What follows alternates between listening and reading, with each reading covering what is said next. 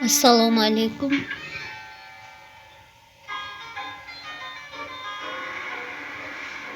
Салом, салом.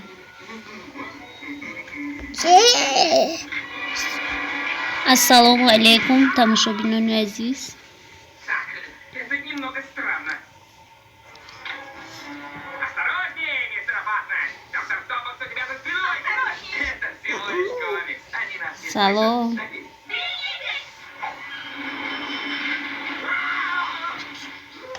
Один был прав! Невезение это не вымысел.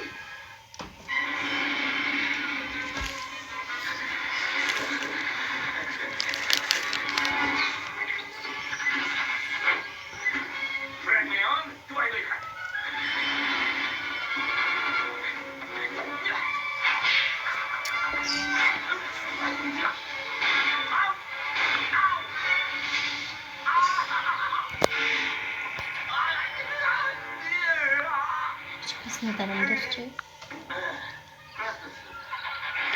Теджи, голубь, салом, салом, яглай, рахмат.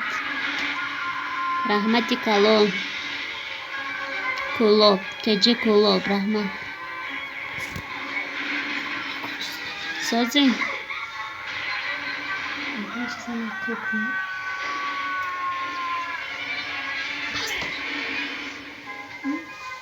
Нет, что ли?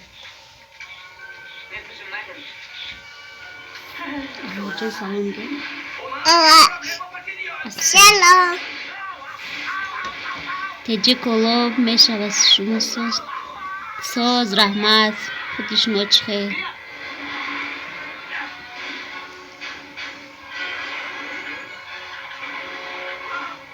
اینجا کودک‌ها قطعی شده مولتیک تماشا کردن.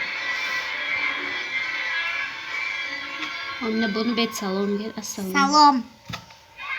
السلام گیر احمد جون. Shalom. ها؟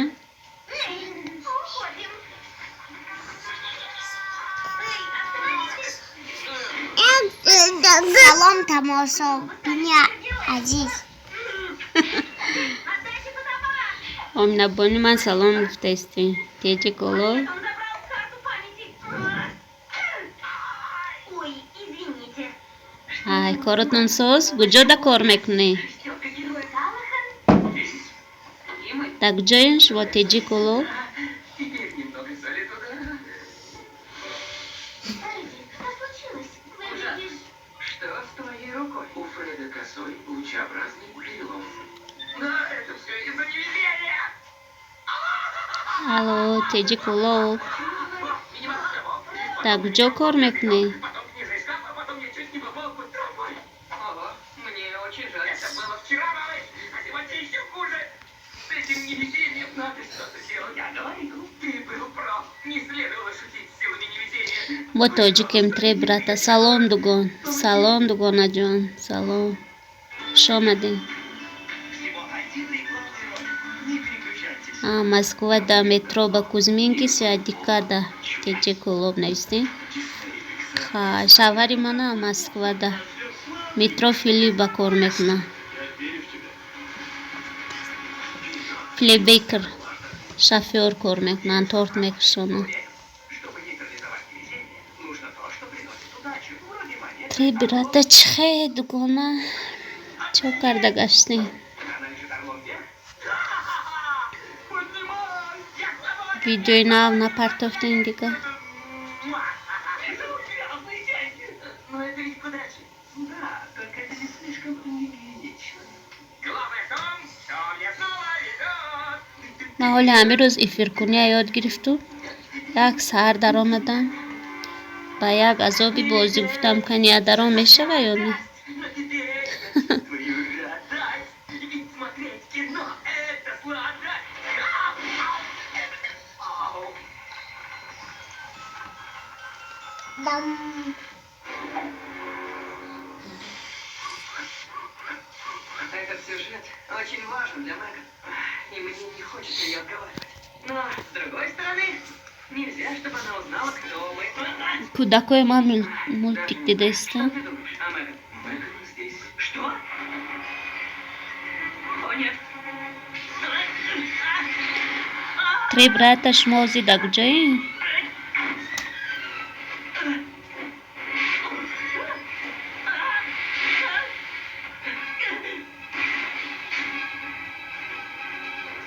Привет, Хиро. О, привет. Как жизнь? Представляешь, суперсыщик Меган Кросс Садикда.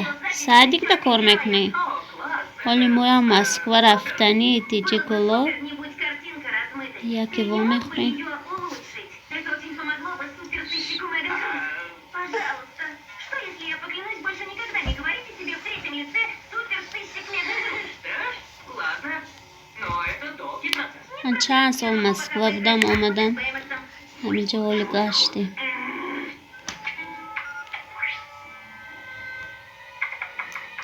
Магазин лафте. Магазин рафтӣ? Магазини куҷо? Магазин дова.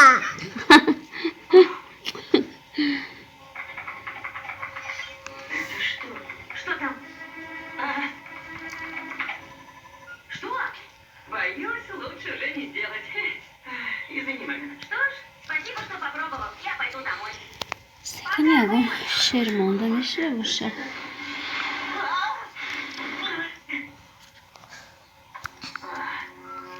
Ну же, Фред, ответь. Трубы под потолком, балки, пленка. О нет, меня поймал какой-то злодей. Ладно, план Б. На помощь! На помощь! Кто-нибудь на помощь!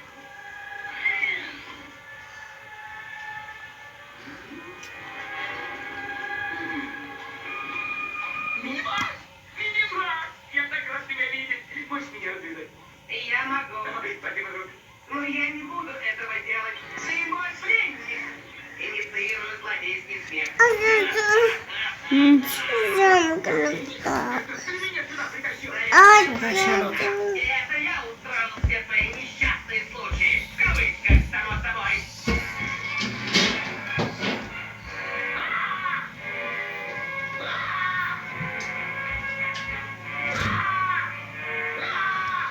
Ну зачем? Мы ведь агон барои канали музыка на монда? одной стороне Музыка факта, монда? это справедливость. Справедливость это смешно. Нет, я на стороне зла. И ты, Фред, мой враг. Что там? Почему ты? Вода! Видимо, из-за нее в тебе что-то испортилось. ДТВ мамона?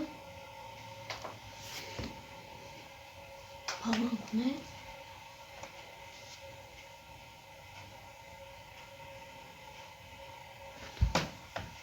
ҳамеша хонде? ҳеҷ кас дига нанавистос.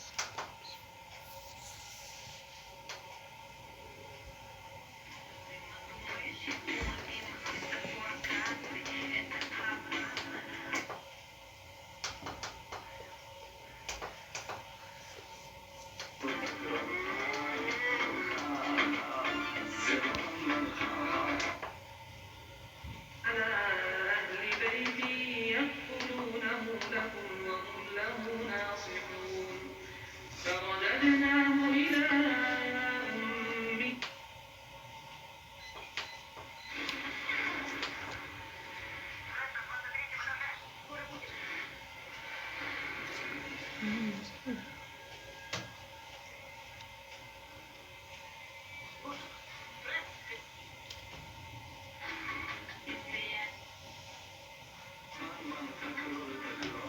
ҳамеша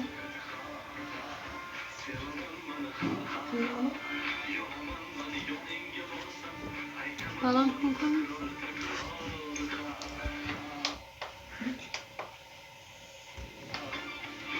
Вай несни тоҷики. Тоҷики. Несни канали тоҷики. Душанбею ваймон кунӣ сафина.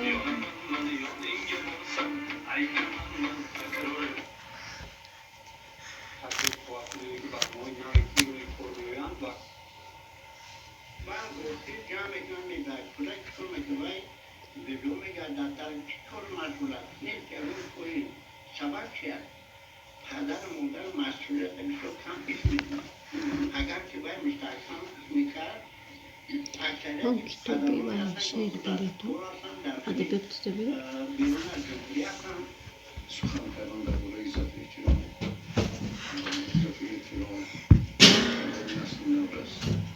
این البته یک وظیفه خیلی بلندی مسئولیتی هم بایمونه بستخته تربیت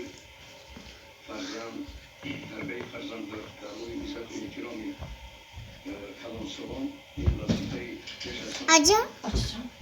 Kahve koymuş.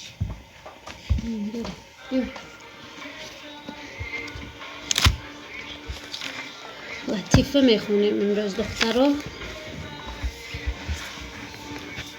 زنم در پیشم و زنم جارو اسمش نیست. یک زنی جوان کودکش در عربیچه سیر و گشت میکند. در نزد کودک روزنامه ها میخوابیدند. اوه چه خیلی کودک غیر عادی، به حیرت میآیند زنها. وی الکی روزنامه میخواند. نه شما چه میگویید؟ وی تماما وندرکیند. نه پاسخ میدهد مادرش. وی حالا تنها کراسوردها را حل میکند. کتاب نخوندم. به محبوسی به حکم قتل محکوم شده نهاری آخرین خوراک خیلی خوب تیار کرده شده میدهند. و قهوه شما چند پارچه قند پرتو میپرسد نظارتچی. شما مگر از عقل بیگانه شده اید؟ شوریده میگوید محبوس. من کسلی قند دارم. یک زحمتکش پس از اتمام رخصت به کار میبرد و خود را تعریف میکند. به طور عالی جنابانه استراحت کردم.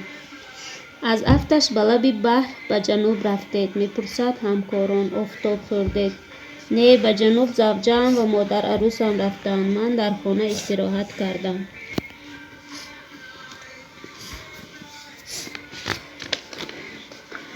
وقتی که همسایه مبلش را عوض کرد ما هم همچنین کردیم. میگوید شوهر بزن. همین که آنها تلویزور نو رنگه خریدند مرا مجبور کردی که تلویزور خرم. درباره ماشین خریدنشان به ما چیزی نمیگویند. اکنون گویی که چیکار کنم؟ چه آنها باز یگان چیزی نو خریدند؟ همسایه اکنون زنی نو به بالای زنش گرفته است.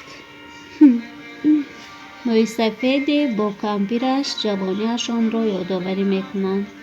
وقتی که من جوان بودم، میگوید مای سفید، و من دختری معقول شد که نامش گولیا کرالیوا بود.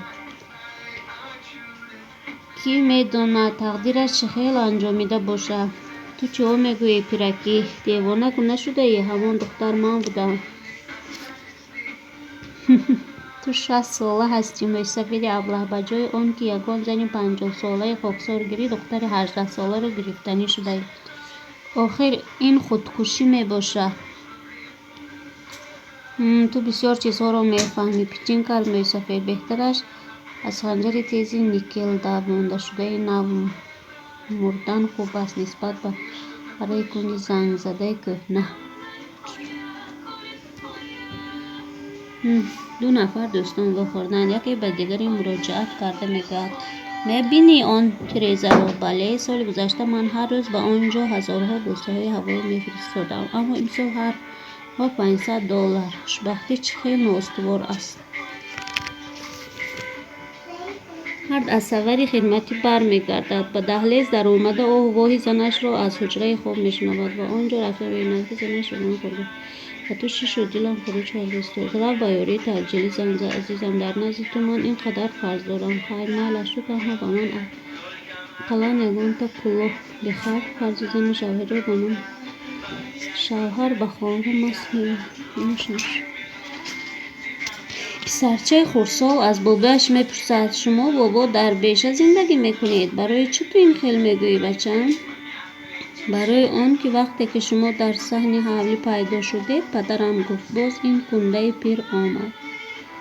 مادر به دخترش با سرزنش میگوید به فکرم تو دخترم درست فکر نکرده به شوهر برآمده ایستاده ای. آچه جان، خودت گفتی که به من حالا در این باره فکر کردن بر وقت است. معلمه میپرسد پتینکا تو کی شدن میخواهی؟ طبیب. آفرین تو چی؟ وانیچکا. حقوق شناس. دانوچه تو چی ماشینکا؟ معلمه. نغز. و تو چی وابچکا؟ من باشم میخواهم ابله باشم. برای چی ابله؟ برای آنکه وقتی که من با پدرم از خانه میبریم و همه وقت میگه خانه پر دبدبه دارد این ابله یا ماشین قیمت بها دارد این ابله. معلمه از شاگردان میپرسد بچه ها 7 کرد 7 چند میشود؟ خوب وابچکا تو جواب ده. نمیشنوم سرگئی ایوانوویچ. معلم نزدیکتر میاد و با آواز بلند سوالش را تکرار میکند. وابچکا باز نمیشنوم سرگئی ایوانوویچ میگوید. دروغ میگویی بیا جای عوض میکنیم. سرگئی ایوانوویچ به جای وابچکا نمیشنود و وابچکا باز سرگئی ایوانوویچ شما نابکار کی شبها به نزد مادرتان بس میکنید؟ اینا بینید در اینجا حقیقتا هیچ چیز را شنیده نمیشده است.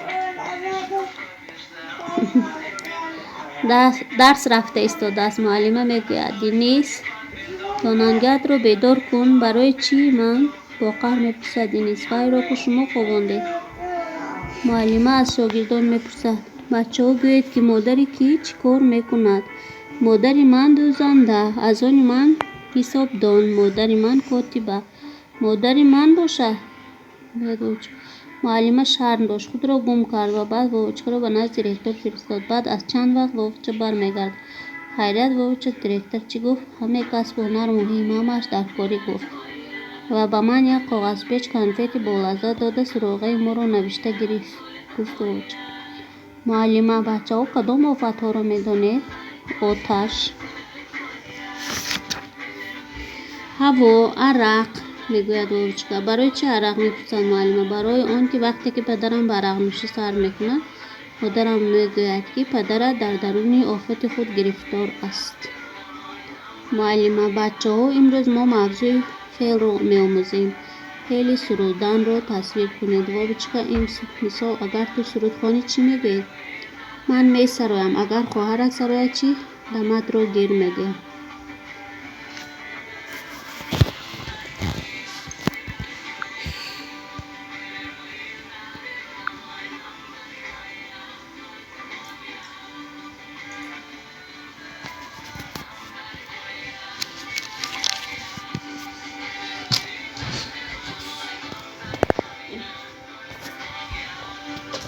Açacağım. Şak şunu çek. Açacağım.